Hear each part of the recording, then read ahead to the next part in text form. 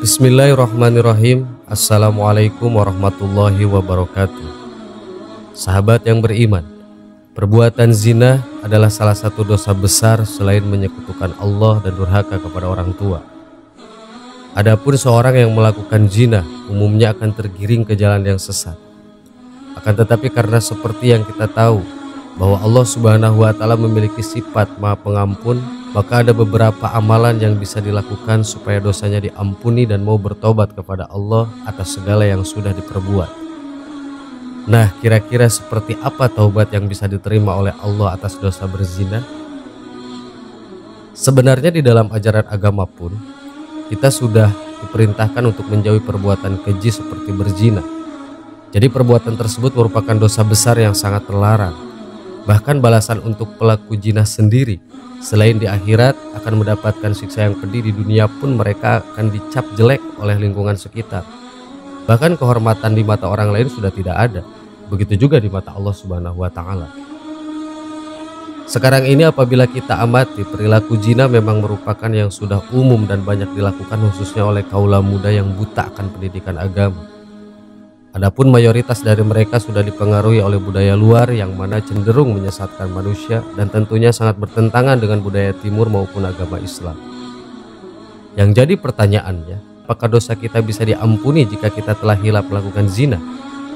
Seperti yang saya bilang sebelumnya bahwa Allah Maha Pengampun, maka secara otomatis semua orang diberikan kesempatan untuk bertaubat asalkan dengan sungguh-sungguh dan tidak hanya dari lisan saja, melainkan juga dari hati dan perbuatan. Sebenarnya ada 3 syarat utama yang bagi pelaku zina yang harus dipenuhi jika ingin dosanya diampuni oleh Allah Subhanahu wa Ta'ala. Adapun 3 syarat penghapus dosa zina itu adalah sebagai berikut.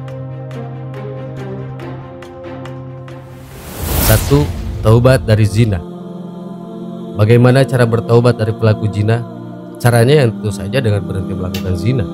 Karena taubat adalah sesuatu yang sebenarnya wajib dilakukan oleh umat muslimin, karena bagaimanapun juga manusia itu tempatnya hilang.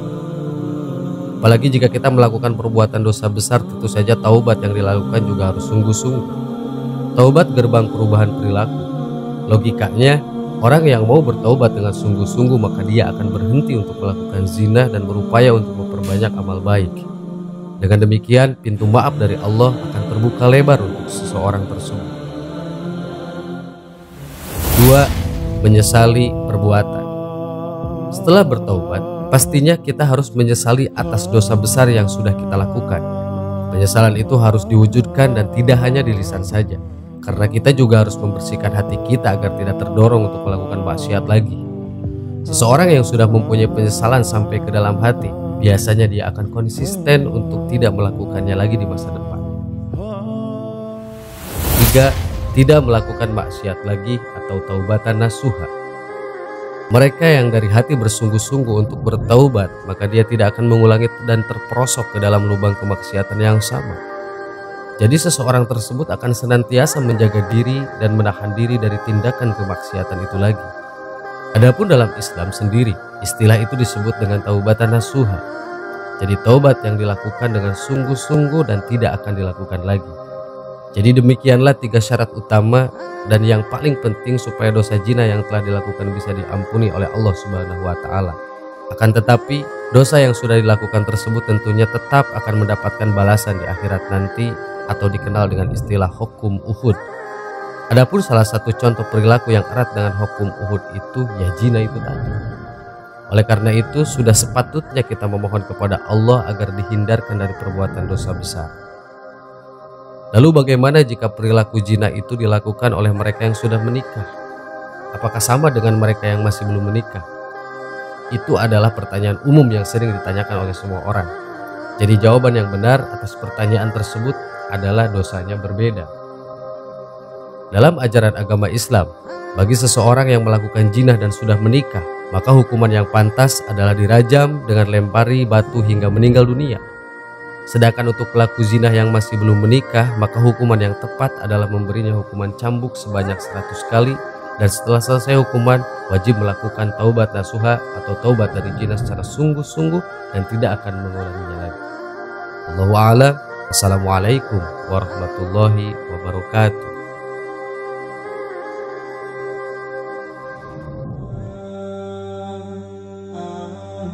Bismillahirrahmanirrahim. Assalamualaikum warahmatullahi wabarakatuh. Sahabat yang beriman, wanita di dalam ajaran agama Islam sangatlah dimuliakan. Berbeda dengan di zaman jahiliyah, zaman sebelum datangnya wahyu kenabian untuk Rasulullah Shallallahu Alaihi Wasallam. Sebenarnya jika kita membuka kitab suci Al-Quran, di surah keempat kita akan menemui judul surah An-Nisa yang artinya adalah wanita. Kemudian kisah tentang seorang wanita suci dan soleha ada di surat ke-19, yakni surat Maryam. Bahkan ketika wanita diuji juga ada judul suratnya, yaitu surat Al-Mumtahanah, surat ke-60. Dan banyak lagi dalam ajaran Islam yang membela hak-hak kaum wanita. Bukannya sebaliknya, seperti anggapan banyak orang bahwa Islam tidak peduli pada wanita. Namun justru akan disampaikan mengenai dua hal kelemahan wanita. Apakah itu? Di sini kita akan membahas sebuah hadis sahih yang diriwayatkan oleh Al-Bukhari yang ia dapat riwayat tersebut dari Abdullah bin Umar radhiyallahu anhu. Demikian bunyi hadis sahih yang cukup panjang ini yang artinya, "Wahai kaum wanita, bersedekahlah kamu dan perbanyaklah istighfar, karena aku melihat banyak di antara kalian adalah penghuni neraka." Lantas seorang wanita yang pintar di antara mereka bertanya, "Wahai Rasulullah, kenapa kaum wanita banyak menjadi penghuni neraka?" Rasulullah Shallallahu Alaihi Wasallam menjawab, "Kalian banyak mengutuk dan mengingkari pemberian nikmat dari suami. Aku tidak melihat kaum yang kurang akal dan agamanya itu lebih banyak dari yang lebih memiliki akal kecuali dari golongan kalian." Wanita itu bertanya lagi, "Wahai Rasulullah, apakah maksud kekurangan akal dan agama itu?" Rasulullah menjawab, "Maksud kekurangan akal ialah persaksian dua orang wanita sama dengan persaksian seorang lelaki. Inilah yang dia katakan kekurangan akal.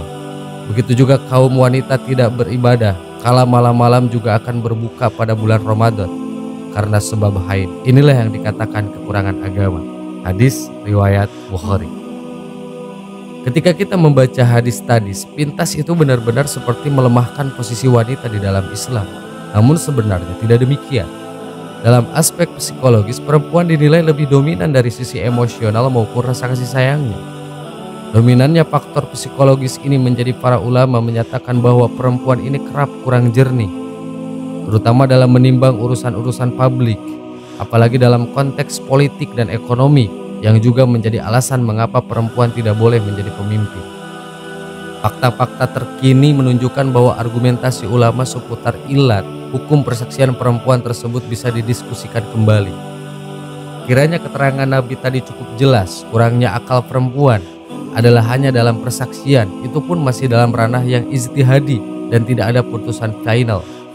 Di samping itu, perkara kurangnya agama akibat ujur ibadah bagi perempuan karena sebab haid, nifas atau melahirkan adalah semata fitrah biologis.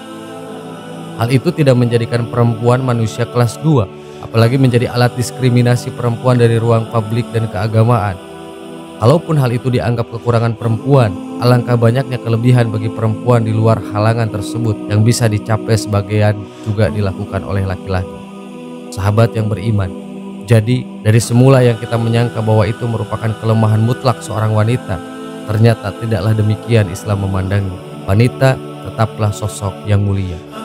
Allahu a'lam. Assalamualaikum warahmatullahi wabarakatuh.